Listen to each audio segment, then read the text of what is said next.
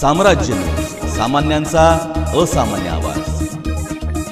सोलापुरातील दक्षिण सोलापूर भागातील दुचाकीवरून जाणाऱ्या तिघांचा एका अज्ञात अवजड वाहनाने धडक दिल्याने मृत्यू झाल्याची घटना समोर आली आहे। धोत्री ते मुस्ती रस्त्यावर एका दुचाकी क्रमांक MH13 DJ 5466 ला अनोळखी डंपरने उडवून दिल्याने तिघे बिगारी कामगार जागीच ठार झाले।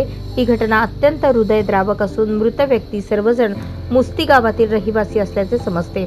आज सकाळी साधारणतः 8:30 वाजता अपघात झाल्याची माहिती समोर आली आहे। एका अज्ञात वाहनाने जोरदार धडक दिल्याने तिघांचा मृत्यू झाल्याची माहिती मिळाली आहे। मृत व्यक्तींची नावे याप्रमाणे: देवीदास दुपारगुडे वय 40, नितीन वाघमारे वय 35, हनुमंत राठोड मुस्ती तांडा वय 40।